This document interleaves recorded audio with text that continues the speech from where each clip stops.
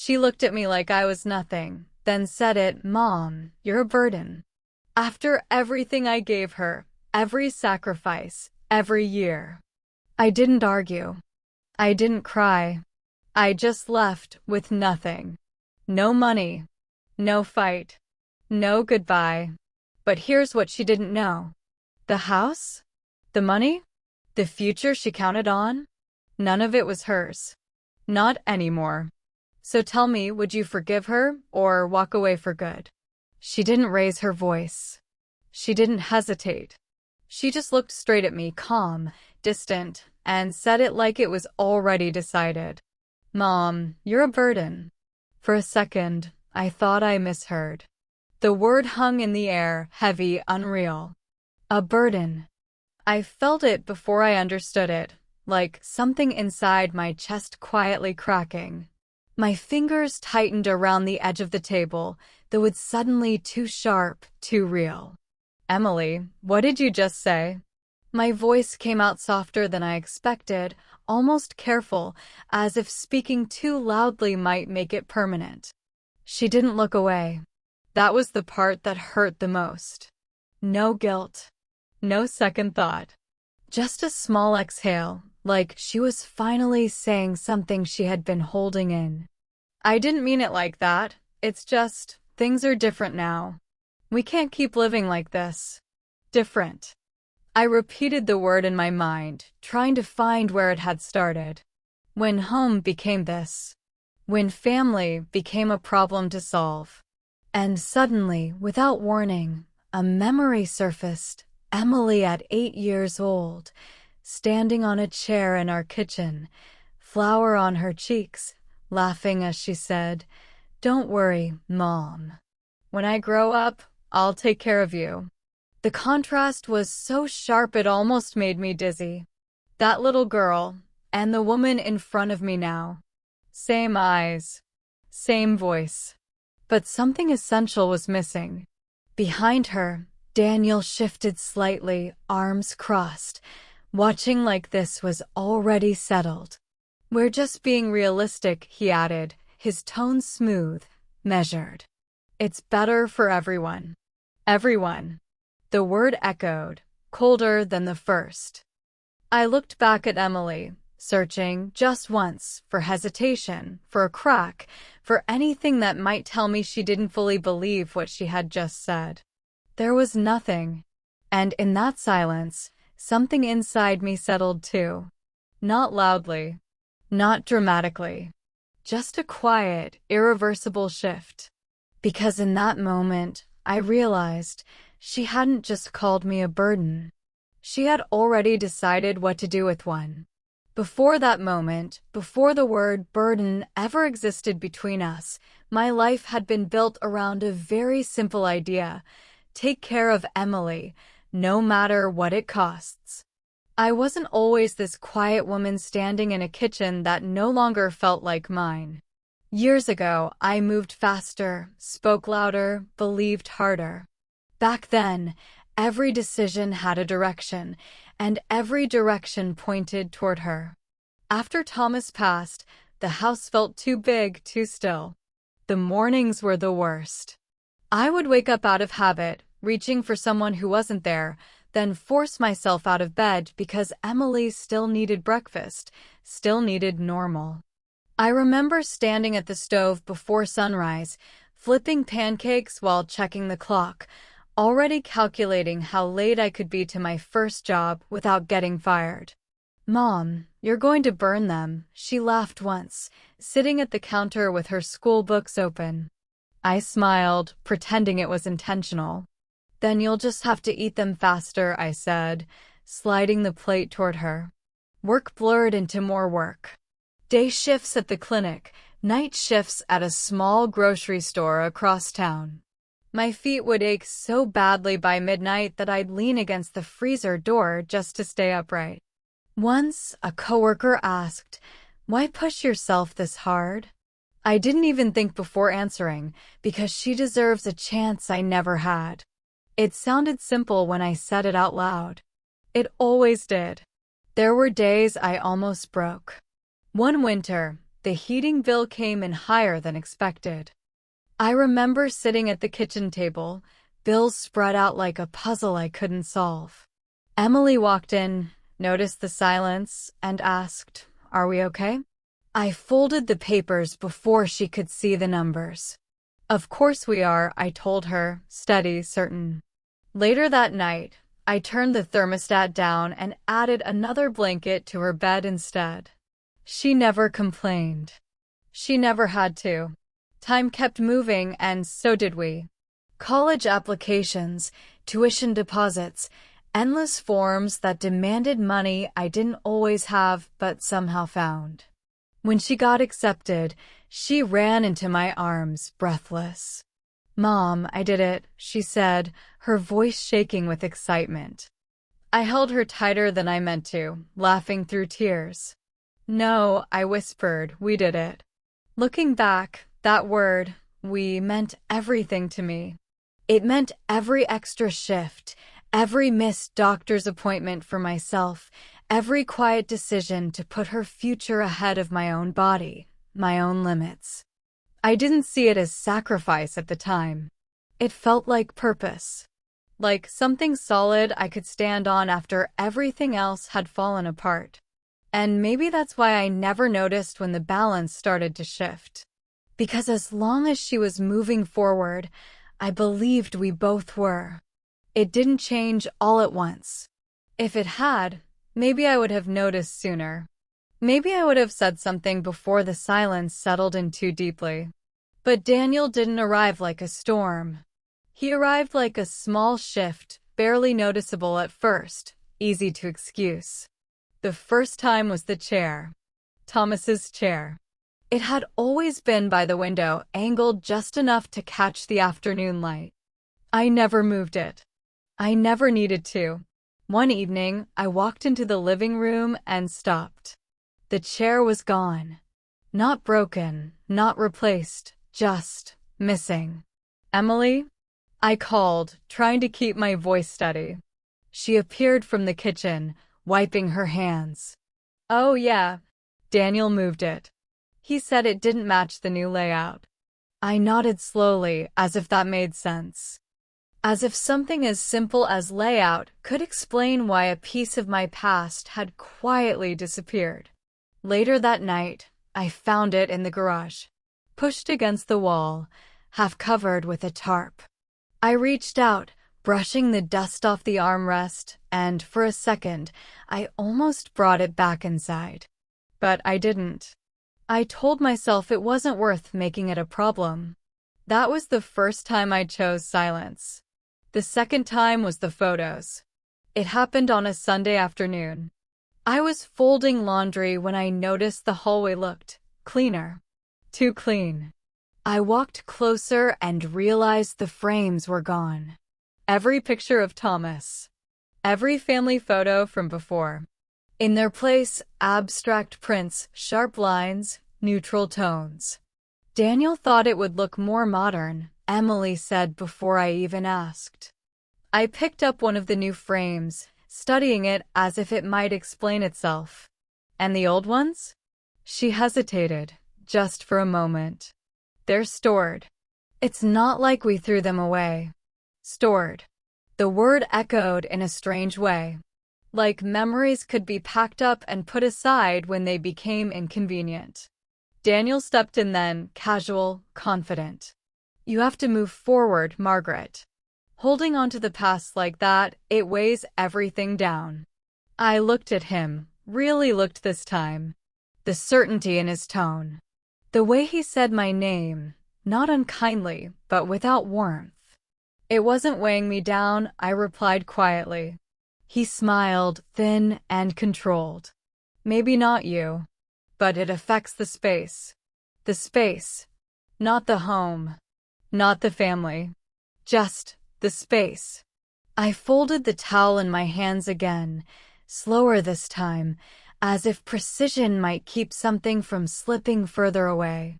The third time didn't feel small anymore. It was the kitchen. My kitchen. The one place that had remained unchanged through everything else. I came home one evening to find the counters cleared, the cabinets rearranged, the old utensils replaced with matching sets I didn't recognize. Even the smell was different, less like food, more like something staged. Daniel thought we should upgrade, Emily said, almost quickly, like she'd rehearsed it. I set my bag down, taking it in piece by piece. You changed everything? It's better this way, Daniel answered from behind her. More efficient. I opened a drawer. The wooden spoons I'd used for years were gone. Where are my things? In storage, he said again, the same word, the same tone. We're trying to streamline. I closed the drawer gently, careful not to let the frustration show too clearly. You could have told me. He tilted his head slightly. We didn't think it would be an issue. I looked at Emily then, waiting for her to correct him. To say, no, Mom, I should have asked. But she didn't. She just stood there, caught between us, saying nothing at all. And that silence, it was louder than anything Daniel had said. Because by then, it wasn't about the chair, or the photos, or the kitchen anymore. It was about something else entirely. Something that had been shifting, piece by piece, until one day I realized. I was no longer adjusting to changes in my home. I was adjusting to not belonging in it. It happened a few nights later, in a way that felt almost accidental, except nothing about it felt accidental once I stood there long enough to understand what I was hearing. I had come downstairs for a glass of water. That was all. Just a simple habit, something ordinary enough to feel safe. The house was dim, the kind of quiet that usually meant everyone had settled in for the night. Then I heard their voices. Low at first. Careful. I stopped just before the kitchen doorway, not meaning to listen, but not quite able to walk away either. My hand tightened around the railing, fingers pressing into the wood as if that could ground me. Daniel spoke first. We can't keep doing this. A pause followed. Not silence, something heavier. I could hear the faint hum of the refrigerator, the soft shift of movement. My heartbeat began to rise, slow at first, then sharper, louder, like it was trying to warn me before the words reached me. Emily answered, her voice quieter than I expected. I know. Another pause. I leaned slightly closer without realizing it, my breath caught halfway in my chest. She's here all the time, Daniel continued, his tone controlled, almost clinical. It changes everything. We don't have space. We don't have privacy. Space. Privacy. The words landed one by one, each carrying more weight than the last. Emily exhaled, and I could hear it clearly now. It's not that simple. She's my mom. For a moment, just a moment, I held on to that. Something softened inside me, fragile but real. Then Daniel replied, and that's exactly why it's a problem. You feel responsible. But this can't go on forever. My chest tightened. I didn't move. I didn't even blink. Emily didn't answer right away. When she finally spoke, her voice had changed, less certain, more tired. What do you want me to do? That question lingered, suspended between them. Between all of us. Daniel didn't hesitate. You need to set boundaries. Or we do it together. Together. My grip on the railing slipped slightly, and I steadied myself, careful not to make a sound. My breathing had become shallow, uneven, like my body was trying to disappear before the next sentence came. She doesn't have anywhere else to go, Emily said, almost defensively now. Daniel's response was immediate. That's not our problem forever. Something inside me shifted at that exact moment, not breaking, not collapsing, but rearranging in a way I couldn't ignore. I stayed there a few seconds longer, long enough to realize there would be no correction, no softening, but we'll figure it out.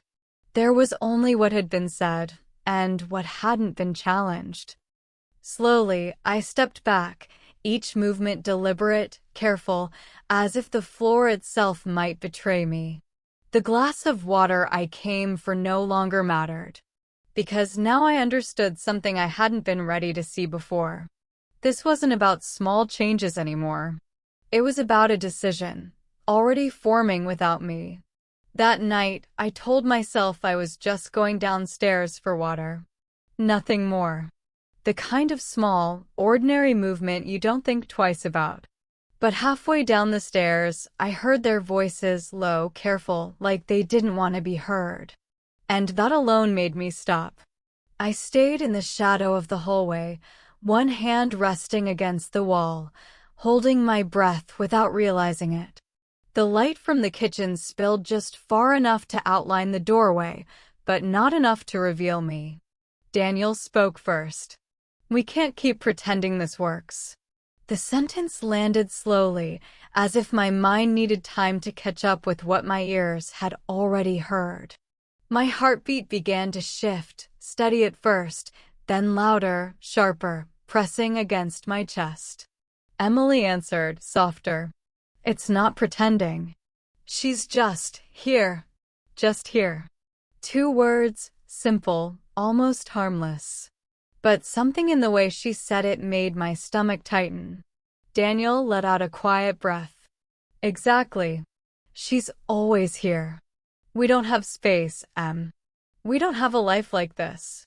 I felt my fingers curl slightly against the wall. Space. Life. Words that used to include me, now clearly didn't. Emily hesitated.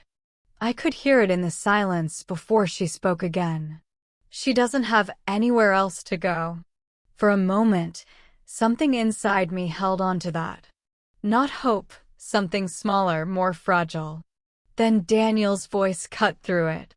"That's not something we can carry forever." My breathing faltered. I swallowed, trying to stay quiet, trying to stay still. A part of me wanted to walk in, to interrupt, to force clarity. Another part, stronger, kept me rooted where I was. "What are you saying?" Emily asked, and this time there was tension in her voice. "I'm saying you need to talk to her," Daniel replied, calm, controlled. "Set boundaries. Or this doesn't change." Boundaries. The word echoed in my mind, unfamiliar in this context. Emily didn't respond right away. I leaned slightly closer, just enough to catch the next breath she took. "She's my mom, and you're my wife," Daniel said, firmer now. "You have to choose what comes first." Choose. The air around me felt thinner. My heartbeat was no longer just loud, it was overwhelming, each pulse a reminder that I was still standing there, still listening to something I couldn't unhear. There was another pause. Longer this time. Heavy. Then Emily spoke again, quieter, almost resigned. "I'll figure something out." That was it. No argument. No defense. No, she's staying. Just acceptance. I stepped back slowly, careful not to let the floor creak beneath me.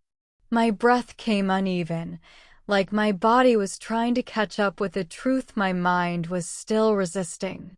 Because in those few minutes, nothing had been decided out loud. And yet somehow, everything had. The next morning felt too normal, and that was what made it unbearable. Sunlight came through the kitchen window, soft and warm, as if nothing had shifted the night before.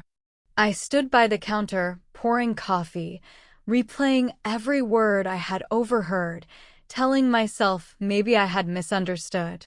Maybe, if I gave it time, it would correct itself. Emily walked in a few minutes later.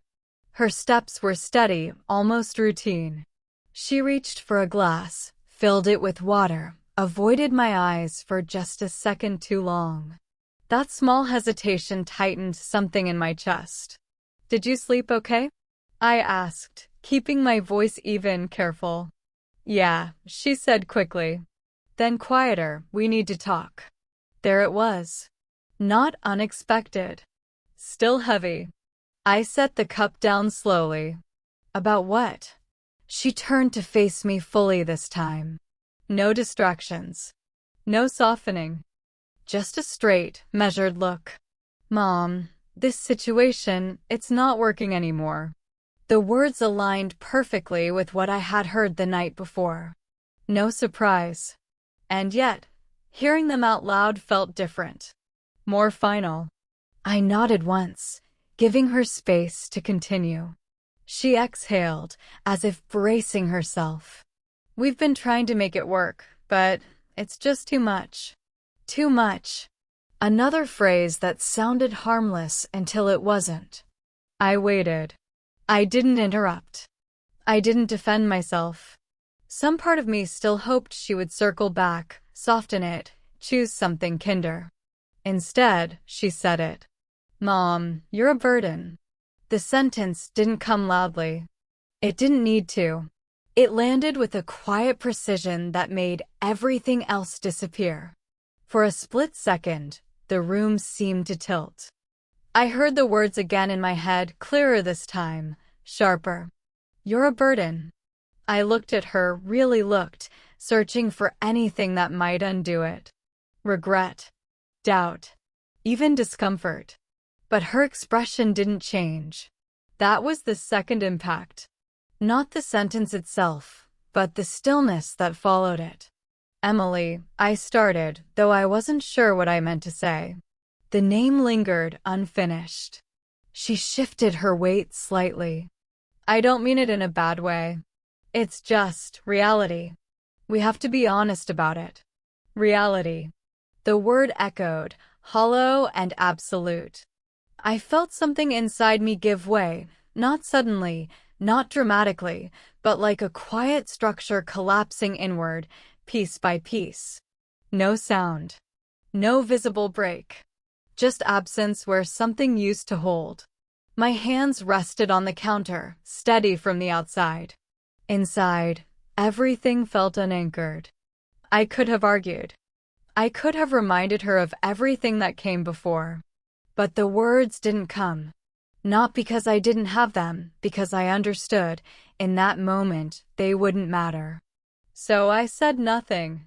And somehow, that silence hurt more than anything she had just said. I didn't decide to leave in one dramatic moment. It came quietly, almost gently, in the space that followed her words. Not anger. Not even sadness at first.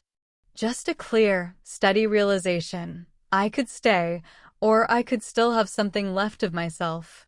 That afternoon, I opened my closet. The door creaked slightly, a sound I had heard for years, but never noticed until now. I stood there longer than necessary, looking at things that suddenly felt like they belonged to someone else. Then I reached for the old suitcase on the top shelf. It was heavier than I remembered. Or maybe my hands were. I started small. A few clothes. Folded carefully, slower than usual, as if precision could keep my thoughts from unraveling. Each piece carried something with it. A dinner we had once shared. A holiday morning. A version of Emily who used to hug me without hesitation. I paused, holding a sweater longer than I should have. I almost put it back. Almost told myself this was temporary, that we would fix it. But the silence in the house said otherwise. In the hallway, I passed the spot where our photos used to hang. My reflection moved across the blank wall, unfamiliar, like I was walking through a place already cleared of me. I kept going. The second moment came when I reached the kitchen. My kitchen. I opened a drawer out of instinct, forgetting it had changed. Everything inside was new, arranged with a precision that had no memory in it. I stood there, hand resting on the edge, and for a second, I thought about staying. About adapting. About becoming smaller, quieter, easier to keep. Mom? Emily's voice came from behind me. Not sharp. Not warm either. Just neutral. I turned slightly. I'm packing. She glanced at the suitcase near the door, then back at me. You don't have to rush. We can figure something out. The words sounded reasonable. Thoughtful, even.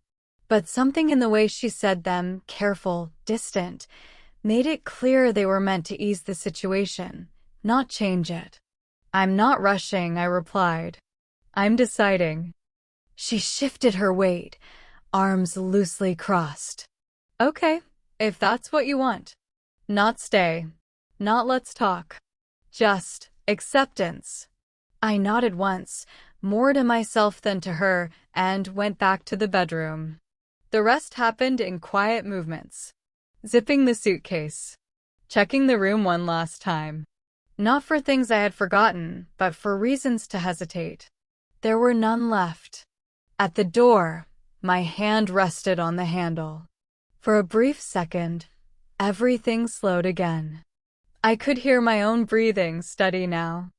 I could feel the weight of the house behind me, not in walls or furniture, but in years. Mom, you'll be okay, right? Emily asked, her voice softer this time. I turned just enough to see her. Not fully. Not completely. I've been okay for a long time, I said. Then I opened the door. And this time, when I stepped out, it wasn't because I had nowhere to stay. It was because I refused to stay where I no longer belonged. The door didn't slam. It didn't need to. It closed with a quiet, controlled click, the kind of sound that doesn't echo, but lingers anyway. For a brief second, my hand stayed on the handle, feeling the cool metal, as if letting go of it too quickly might undo something I had just made final. Outside, the air felt different. Cooler. Sharper. I stepped onto the porch, the wooden boards creaking softly beneath my weight, a familiar sound, yet somehow distant now, like it belonged to a place I was already leaving behind. I waited. Not long. Just a moment. Maybe I expected to hear my name. Maybe I thought the door would open again. Mom, wait. But nothing came. No footsteps rushing toward me. No voice breaking through the silence. No hand reaching for mine. Behind me, the house remained still. The light from the window spilled onto the porch, warm and steady, outlining the door that had just closed between us. For years, that light had meant home. Safety. Continuity. Now it was just light. I adjusted my grip on the suitcase, the handle pressing into my palm, grounding me in something real, something present. My breathing slowed, not because the pain had gone, but because it had settled into something quieter, something I could carry without falling apart. There was a strange clarity in that silence. No argument to replay. No words to defend. Just the absence of resistance. I took one step forward. Then another. Each movement felt deliberate, as if I was teaching myself how to walk again, not physically, but in a way that no longer depended on what was behind me. At the edge of the driveway, I paused once more, not to turn back, but to understand what I was leaving. Not the house. Not the furniture. Not even the memories. What I was leaving was the version of myself that kept waiting to be chosen. And as I continued walking, the sound of my footsteps gradually replaced everything else. The first few days felt quieter than I expected, not peaceful, not painful either, just empty. The kind of silence that doesn't ask anything from you. My new place was small, barely furnished, with a single window facing a narrow street. When I set my suitcase down, the sound echoed slightly, reminding me how little there was to absorb it. That first morning, I woke up before sunrise out of habit. For a moment, I lay still, waiting for something, voices in the kitchen, footsteps upstairs, a reason to get up quickly. Nothing came. The clock ticked steadily on the wall, each second stretching a little longer than it used to. I sat up slowly and said out loud, almost without thinking, "Okay, now what?" No answer followed. Just the quiet. I made coffee in a borrowed machine that clicked louder than it should have. The smell filled the room, familiar, grounding. I stood by the window, holding the cup with both hands, watching a woman walk her dog across the street. She didn't look up. No one here knew me. That realization landed softly, not as loneliness, but as something else I couldn't quite name yet. Later that afternoon, I walked to a small grocery store nearby. The bell above the door chimed when I entered, sharp and bright. "Hi there," the cashier said, casual, unassuming. I nodded, returning the greeting with a small smile that felt unfamiliar on my face. I picked out only what I needed: bread, eggs, a few vegetables, moving through the aisles without rushing. There was no one waiting for me. No one expecting dinner at a certain time. Back in the apartment, I cooked for one. The rhythm was different. Slower. I set a single plate on the table and paused before sitting down, noticing how deliberate the moment felt. "It's just me," I said quietly, not as a complaint, but as a statement I was beginning to understand. On the third day, I found a park a few blocks away. I sat on a bench under a tree, the leaves shifting gently above me. A man nearby fed birds, tossing small pieces of bread, watching them gather. No one asked him why. No one questioned the simplicity of it. I stayed there longer than I planned, letting the air move around me, letting my thoughts settle without forcing them into place. Somewhere between those small routines, something shifted. The emptiness didn't disappear, but it changed shape. It stopped feeling like something missing and started feeling like space. Space I hadn't had in years. Space without expectation, without pressure, without the quiet need to prove I still belonged. One evening, as I washed the dishes, I caught my reflection in the window. The light behind me was soft, steady. I looked different. Not happier, not exactly. But lighter in a way that didn't come from anything being added, only from something being removed. I dried my hands slowly and stood there for a moment longer. Because for the first time, the silence didn't feel like something I had to endure. It felt like something I could choose.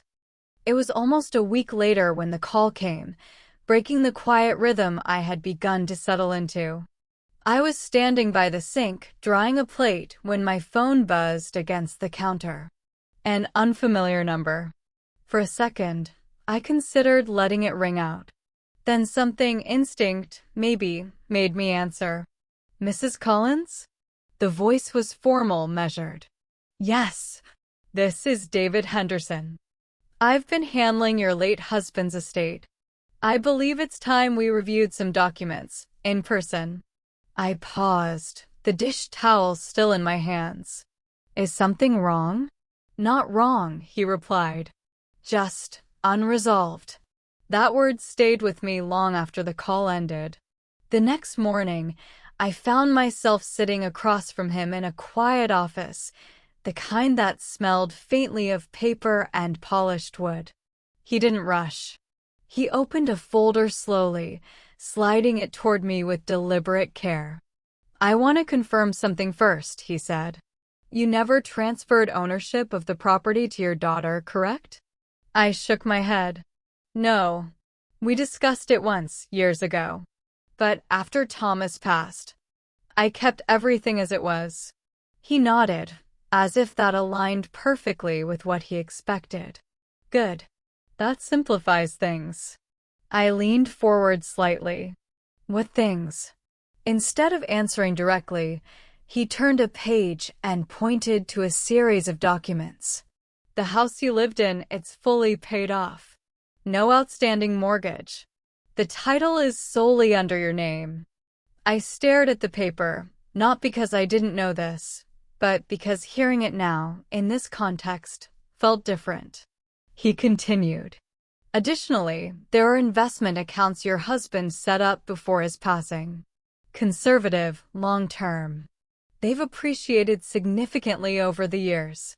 How significantly? I asked, more quietly than I intended. He met my eyes. Enough to ensure financial stability for the rest of your life. And beyond. Beyond. I sat back, letting that settle. Not as a surprise, but as a realization of something I had never needed to measure before. They don't know any of this, do they? He asked.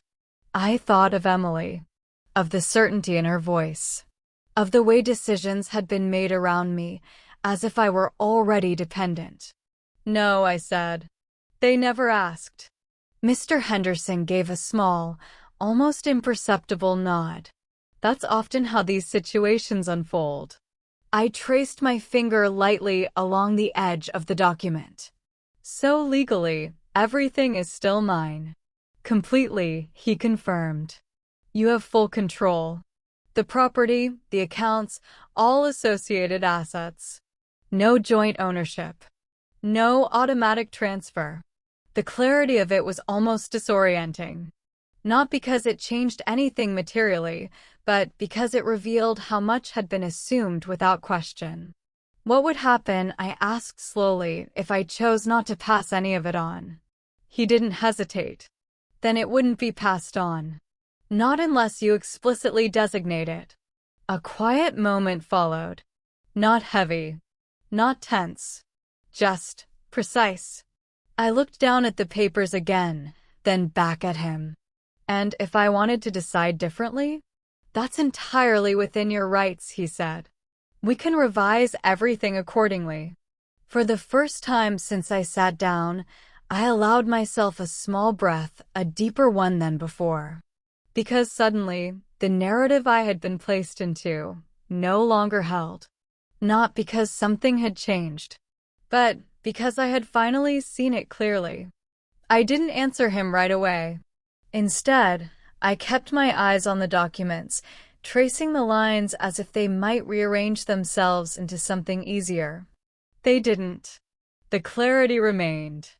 The control was mine fully, legally, undeniably. So, Mr. Henderson said gently, how would you like to proceed? The question didn't feel urgent, but it carried weight. I exhaled slowly, leaning back in the chair. For years, every decision I made had been tied to someone else, what they needed, what they expected, what would keep things stable. This time, there was no one else in the room. I want to update my will, I said. He nodded once, already reaching for a blank document. Of course. We'll go step by step. The pen felt heavier than it should have when I picked it up. Not physically, but in what it represented. He began outlining the structure, his voice calm, precise. We'll start with the primary asset, the house. I looked down at the line where my name was printed. Margaret Collins. Sole owner. A pause. Do you wish to leave it to your daughter? He asked. For a moment, the question pulled something familiar forward, habit, instinct, the automatic answer I would have given without thinking. Then another memory surfaced. Not a distant one. A recent one. You're a burden. The words didn't echo loudly this time. They settled, steady, undeniable. No, I said. He didn't react. He simply wrote. Understood. We'll assign the property elsewhere. Would you like to designate an individual or an organization? I took a breath, slower now. Split it. A portion to the hospital where my husband was treated. Another pause. Not hesitation, consideration. And the rest, he asked. I thought of the small apartment. The quiet mornings. The space that had slowly begun to feel like something I chose, not something I was left with. There's someone, I said. My landlord. Linda. She didn't have to be kind. But she was. He glanced up briefly, then continued writing. We can include her as a beneficiary. The pen moved across the page, each word turning thought into something permanent. Next, the financial accounts, he said. Same allocation? I nodded, then paused again. Not because I wasn't sure, but because I understood what this meant now. Each decision wasn't just about distribution, it was a statement. A boundary, finally put into form. Yes, I said. The same. He finished the draft and slid it toward me. Take your time. Read through everything. I did. Slowly. Line by line. There was no rush. No pressure. Just the quiet certainty of what I was choosing. At the bottom of the page, my name waited again. Another pause. Then I signed. The moment the pen lifted, nothing around me changed. The room was the same. The light hadn't shifted, but something had settled into place. Not loudly, not dramatically, just enough to know, this time, the decision was entirely mine. At first, nothing seemed to change for Emily after I left. The house was quieter, more spacious, exactly what Daniel had wanted. Fewer interruptions, more control. For a few days, it even felt easier. She moved through the rooms without adjusting her steps, without checking if someone else needed something. Then the first envelope arrived. It was sitting on the kitchen counter when she came home, plain, official-looking. She opened it absent-mindedly, scanning the page once, then again, slower this time. Her brow tightened. "Daniel," she called. He stepped in, loosening his tie. "What is it?" She handed him the paper. "Property tax. This can't be right." He glanced at it, his expression shifting just slightly. "It's annual. Of course it's right. But it's so high," she said, her voice no longer calm. "Mom used to handle this." A pause followed. Not long, but enough. "Well," he replied, folding the paper once, "she's not here anymore." The words were simple. Final. Another bill came 2 days later.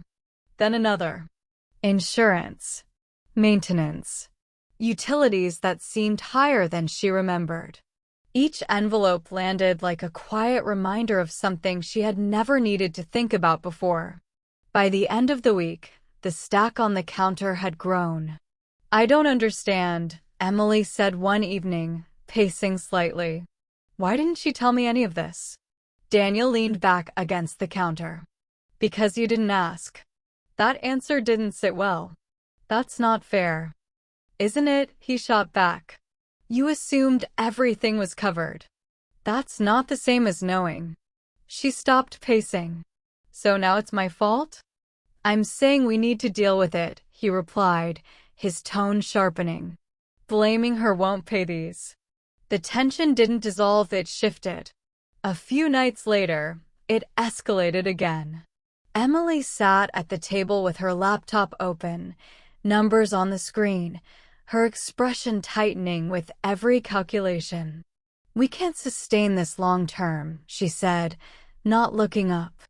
Daniel exhaled, running a hand through his hair. "Then we adjust.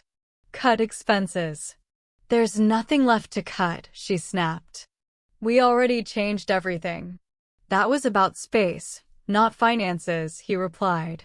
She finally looked at him. "You said this would be better." "It is better," he insisted. "We just need to manage it properly." Her laugh came out short, strained.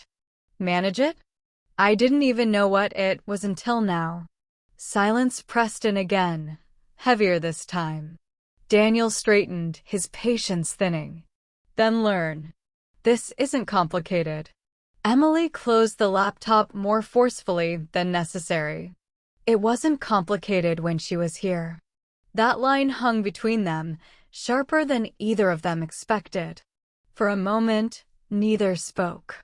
Then Daniel said, quieter but colder, "She's not coming back to fix it." Emily didn't respond. She just stood there, staring at the pile of bills, at the space around her that suddenly felt less like freedom and more like responsibility she wasn't prepared for.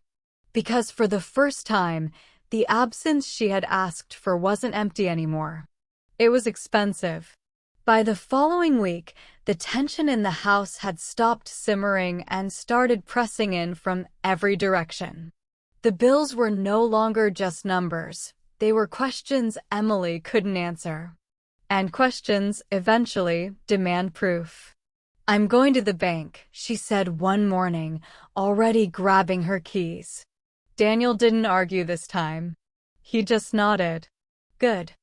Get clarity." Clarity. That was the word she held on to as she drove there, fingers tight around the steering wheel. This had to be a misunderstanding. A missing document. Something simple. It always had been before. The bank lobby was too quiet. Too clean. She approached the counter, forcing a polite smile.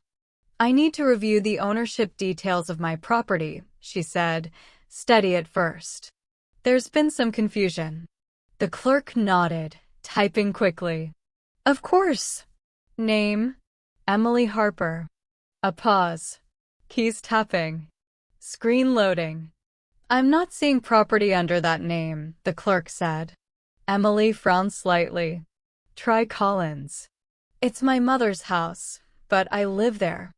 Another pause. Longer this time. "Yes," the clerk said slowly.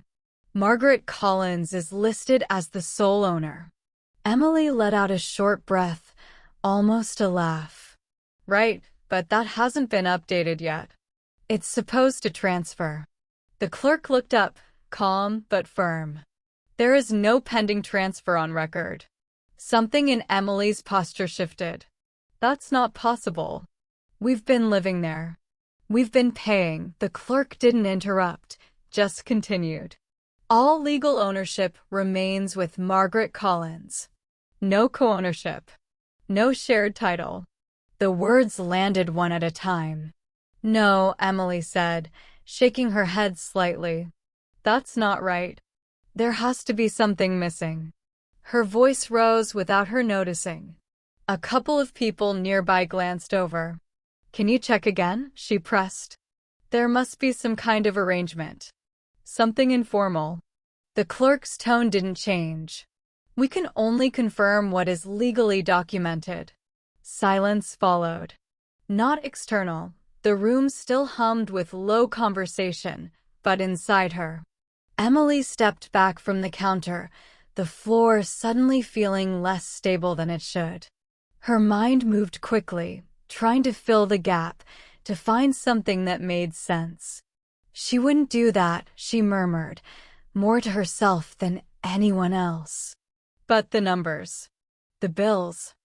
The absence of her name anywhere. It all aligned too cleanly. Her phone buzzed in her hand, Daniel calling. She stared at the screen for a second before answering. "Well?" he asked. Emily swallowed, her voice tighter now. "It's not ours." A pause on the other end. "What do you mean, not ours?" She closed her eyes briefly.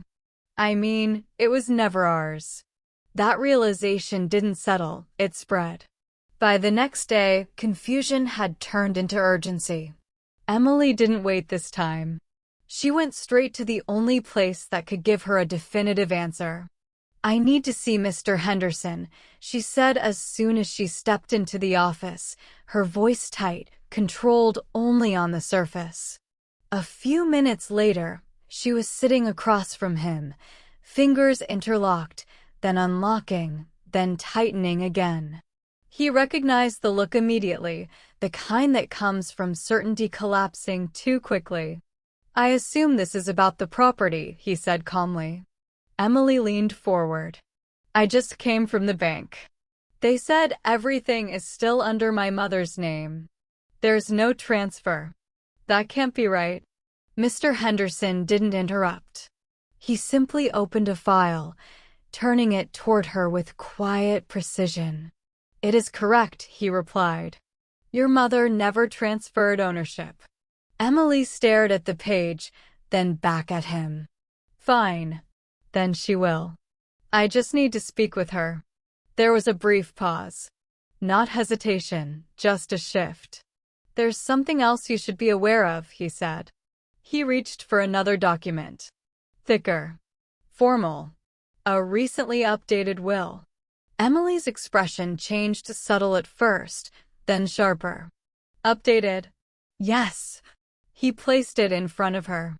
She didn't read it immediately. She skimmed, eyes moving quickly, searching for something familiar, her name, a confirmation, a correction to everything she had just been told. Then she slowed down. Line by line. Her breathing changed. To the St. Andrew Medical Center, she read quietly. A designated portion of all financial assets. She stopped. Looked up. What is this? Mr. Henderson remained composed. Please continue. Her eyes dropped back to the page. The primary residence shall be allocated in part to charitable distribution. Her voice tightened. Allocated. She turned the page more quickly now, the sound of paper sharper than it should have been. And to Linda Hayes, she read, her brow tightening, a designated beneficiary. Emily froze. Who is Linda? A private individual your mother has chosen to include, he answered. That doesn't make sense, she said, shaking her head slightly. Keep reading. She flipped again, scanning faster now, no longer careful. Nothing. No mention of her name. No line correcting the omission. No final section where everything would shift back into place. Her hands stilled on the paper.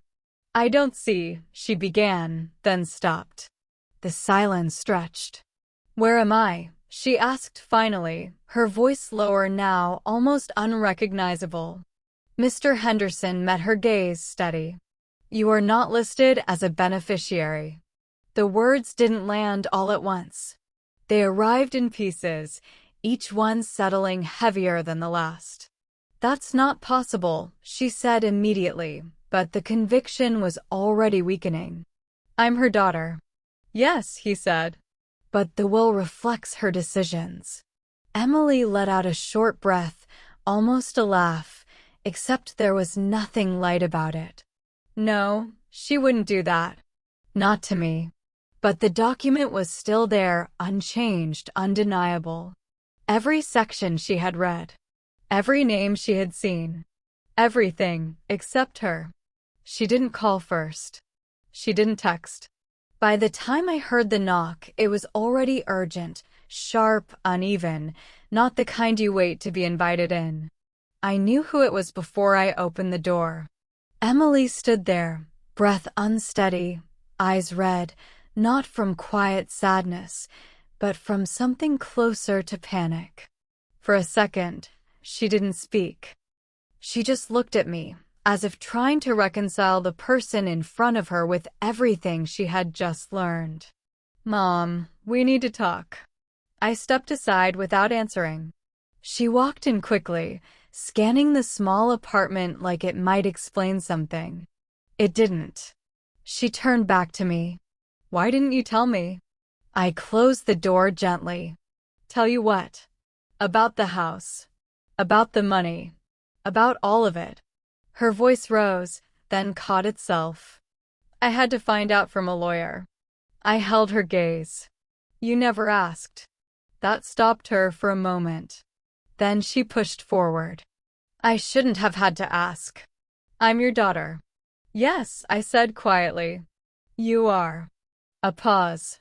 Not empty, charged. Her tone shifted, softer now, trying a different angle. Mom, look, things got out of hand. I didn't mean what I said. I didn't interrupt. You know I didn't mean it like that, she continued, stepping closer. I was stressed. Daniel was pushing, and I just said the wrong thing. I let the words settle before answering. Which part was wrong? She blinked. What? You're a burden. Which part of that didn't mean what you said? Silence snapped into place. She looked away briefly, then back at me. I didn't mean it like that. I just meant it was a lot. Living together. The situation. The situation, I repeated, not louder, just clearer. She moved again, faster this time, frustration slipping through. Okay, fine, maybe I handled it badly. But that doesn't justify this. She gestured vaguely, as if the entire will existed in the air between us. Cutting me out? That's extreme. I leaned slightly against the counter, steady. It's not extreme. It's deliberate. Her expression tightened. So that's it? You just punish me? No, I said. I chose differently. That answer didn't land the way she wanted. I could see it in the way her shoulders stiffened, the way her hands clenched at her sides. She tried again, quieter now, more controlled. Mom, listen. We can fix this. You can update the will again. We'll go back to how things were. I shook my head once. We can't go back. Why not? She pushed. It was just one moment. One mistake. I met her eyes. It wasn't one moment. It was the moment everything became clear. Her breath caught, then came out sharper. So you're just going to throw me away? I didn't throw you away, I replied. You decided where I stood. That hit harder. I saw it in the way she stepped back slightly, as if the space between us had shifted without warning. Her voice broke a little now. I said I'm sorry. I heard you. Then why isn't that enough? Because the question wasn't new. It had just never been asked out loud before. I took a breath, slower than hers, steady where she was unraveling. Because being sorry doesn't undo understanding. She shook her head, almost desperate now. Mom, please. I need you to fix this. Need. Not miss. Not love. I'm not something to fix anymore, I said. For a second, everything stilled. Even her breathing. Then the anger came through, quick, sharp, almost reflexive. So what? You just walk away and act like none of this matters? I didn't raise my voice. It matters. That's why I left. She stared at me, searching for something, weakness, maybe. A place where she could still shift the outcome. There wasn't one. The room held that silence again, but this time it was different. Not uncertain. Not waiting. Settled. The silence held for a few seconds longer, but this time it didn't feel fragile. It felt settled, like something had reached its natural end and no longer needed to be argued. Emily was still standing there, waiting, searching for one last opening, one last way to change the outcome. I straightened slightly, no longer leaning on anything, not even the counter behind me. There was a clarity in my body now that hadn't been there before. Mom, she tried again, softer this time. Just think about it. We can fix this. We can start over. I looked at her, not with anger, not even with disappointment, just with a kind of understanding that came too late for both of us. I did think about it, I said quietly. A pause. Long enough for the words to land before anything else followed. I thought about it the moment you said I was a burden. Her expression shifted again, but I didn't stop. For years, I made choices based on what would keep us together. What would make things easier for you? What would hold everything in place? Another pause. This is the first time I made a choice based on what I need. She took a step forward, shaking her head. And what about me? I held her gaze. You're going to be fine. That answer didn't comfort her. It wasn't meant to. Because this wasn't about reassurance anymore. It was about recognition. I let a breath out slowly, feeling the weight of everything that had led to this moment, not as pressure, but as something finally released. I'm not angry, I added, and I meant it. But I'm not going back to who I was either. Her hands dropped to her sides, the fight in her starting to unravel into something quieter, more uncertain. "So that's it?" she asked. "That's your decision?" I didn't answer immediately. I let the space stretch just long enough for the meaning to settle, for the absence of hesitation to become clear. Then I said it. "I choose respect." The words didn't need volume. They carried themselves. Emily didn't respond right away. She just stood there, absorbing it, as if the simplicity of the sentence made it harder to argue against. Because there was nothing to negotiate, nothing to reinterpret. Just a boundary, finally spoken out loud. And this time, it didn't move. She didn't leave right away. For a few seconds after my words settled, Emily just stood there, as if the room itself had shifted and she hadn't caught up yet. Then, slowly, she turned and walked toward the door. No more arguments. No last attempt to change my mind.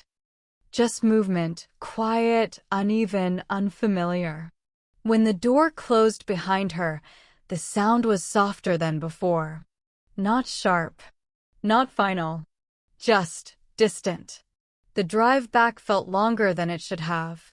The streets were the same, the traffic unchanged, but something inside her had lost its direction. By the time she stepped back into the house, the silence hit differently. It wasn't relief anymore. It wasn't space. It was absence, with weight. She set her keys down on the counter, the small clink echoing slightly.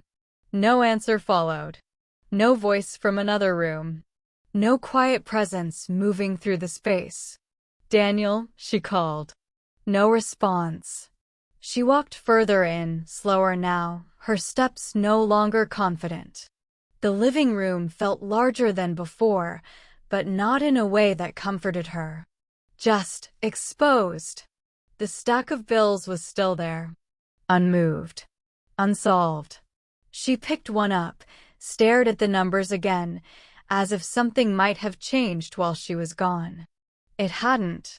Her name still wasn't on anything that mattered. Not the house. Not the accounts. Not the future she thought she was stepping into. Her hand lowered slightly. "She meant it," she whispered, barely audible even to herself. Not just the decision, but everything that led to it. Emily sat down slowly, the chair beneath her making a small, hollow sound. She looked around at the walls, the furniture, the carefully arranged space that once felt like control. Now it felt like something else entirely. Something temporary. Something borrowed. And for the first time, the realization didn't come with anger. It came with clarity. The days that followed didn't rush forward. They unfolded slowly, almost deliberately, as if giving everything space to settle into its final shape. The silence in my apartment was no longer something I measured. It simply existed, steady and undemanding. One morning, I was watering the small plant by the window when I heard a light knock. Not urgent. Not hesitant either. Just respectful. I opened the door to find Linda standing there, holding a small paper bag. "I made too much," she said with a gentle smile. "Thought you might want some." I stepped aside, returning the smile more easily than before. "Thank you. You didn't have to." "I know," she replied, walking in. "That's why I did." There was no weight behind her presence. No expectation. She set the bag on the table, glanced around without judgment, then sat down like the space already made sense to her. We talked about small things at first, the weather, the neighborhood, a broken light in the hallway she was planning to fix. Ordinary details. But somehow, they didn't feel empty. At one point, she looked at me and said, "You seem lighter." I paused, considering that. "I think I am." She nodded, as if that answer didn't need explanation. Later, after she left, I stood by the window again, watching the street below. People passed by, each carrying something unseen, each moving forward in their own direction. I thought about Emily, not with anger, not even with regret, but with a quiet understanding that had finally settled into place. Some distances don't happen all at once. They build piece by piece until one day they simply become real. And some choices don't feel powerful when you make them. They feel quiet, almost invisible, until you start living inside them. I turned away from the window, the room behind me steady, unchanged. Not everything had been lost, just everything that no longer fit. A few days later, I found the letter tucked quietly beneath my door. No name on the outside, just my address, written in a way I recognized before I even picked it up.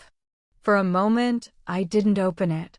I stood there, holding the envelope, feeling its weight light, almost insignificant, and yet heavier than it should have been. Then, slowly, I walked to the table and sat down. I opened it carefully, unfolding the paper with more attention than necessary, as if the pace itself might soften what was inside.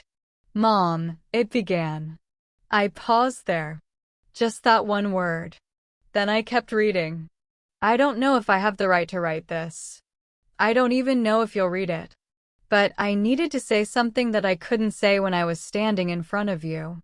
My eyes moved slower now, each line settling before the next began. I thought I understood what it meant to build a life. I thought independence meant doing things on my own terms. But I never realized how much of that life was built by you quietly, without me even noticing. I exhaled softly, not in pain, but in recognition. When I said those words, I told myself it was just stress, just frustration. But the truth is, I said them because I had started seeing you as something I didn't want to carry anymore. And I didn't question that. I didn't stop to ask what that meant.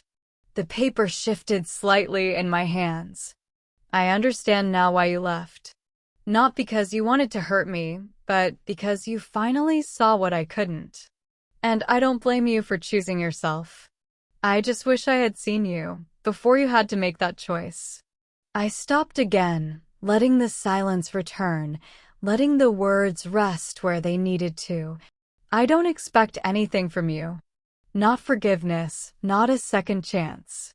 I just needed you to know. I see it now." The letter ended simply. No dramatic closing. Just her name. I folded it back along its original lines, slower than before, and set it down on the table. For a long moment, I didn't move. Because some endings don't come with resolution. Just understanding, arriving a little too late. I sat there a little longer, the letter still resting on the table, its presence quiet but undeniable. Nothing in the room had changed, and yet everything felt slightly different, like a question had been placed in the air and left unanswered on purpose. Because maybe that's where this story truly ends. Not with a decision, but with a choice that doesn't belong to me anymore. I looked at the folded paper, then away, letting the silence stretch just enough to let the weight of it settle. If you were in my place after everything that was said, everything that was revealed, what would you do? Would you read that letter and open the door again? Would you believe that understanding, even if it came late, still means something? Or would you hold on to the moment when the truth was spoken clearly and choose never to return to what broke you? Because forgiveness isn't always about the other person. And walking away isn't always about anger. Sometimes it's about knowing exactly where you stand and refusing to stand there again.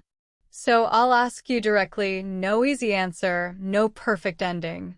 Do you believe she deserves another chance? Or do you believe some words, once spoken, define everything that comes after? Tell me honestly, are you on team forgive or team walk away?